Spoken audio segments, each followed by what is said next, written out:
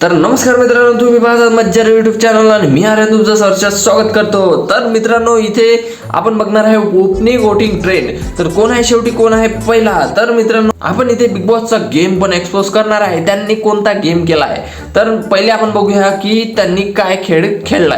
तर एकूण 3 लोक नॉमिनेट झाले होते। राकेश झाला होता, रोशन झाला होता आणि राखी सावंत होती। तर हे 3 लोक झाले होते, पण बिग बॉसला काही चेन पडेना भाई।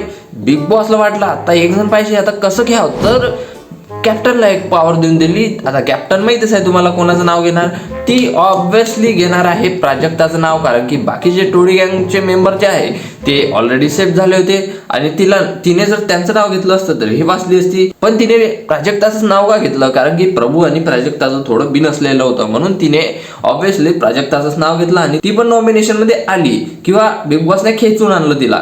तर असा गेम झाला आहे तो। आणि त्यानंतर जे आहे राखीने स्वतःलाच नॉमिनेट केलं, म्हणजे हे पण बिग बॉसची एक काही रणनीती असू शकते। तर मित्रांनो, आता आपण बघणार आहे ओपनिंग वोटिंग ट्रेंड, कोण आहे पहिला कोण आहे शेवटी। तर सर्वात लास्टला आहे प्राजक्ता शुक्रे, ज्या की ऑलमोस्ट असं कन्फर्म आपण नाही म्हणू शकत कन्फर्म आहे म्हणून, पण सर्वात दाट शक्यता आहे, एकदम घनदाट शक्यता आहे की त्या घराबाहेर जाऊ शकतात। तर 3 नंबरवरती आहे राखी सावंत, जे की आपण घरामध्ये धमाल बघतोय, स्ट्रॅटेजी बदलतायत, लोक चेंज होत आहेत, ते राखी सावंत मुळेच आहे भाई। म्हणजे ती एकदम गेम पालटून टाकते, तिला जे सांगितलं जातं ते नाही करत। आणि काल तर तिने एकदम गोबीच बनवली होती, पक्की गोबी। हे रेसिपी कुठून आणली ते मला माहित नाही।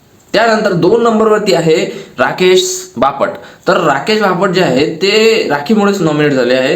राकेश बापट हे फेवरेट लिस्ट मध्ये आहे बिग बॉसच्या, आणि ते काही सध्या जायचे नाही, म्हणून त्यांनी 2 नंबरचं स्थान पटकावलेलं आहे आणि ते पण सेफ असू शकतात।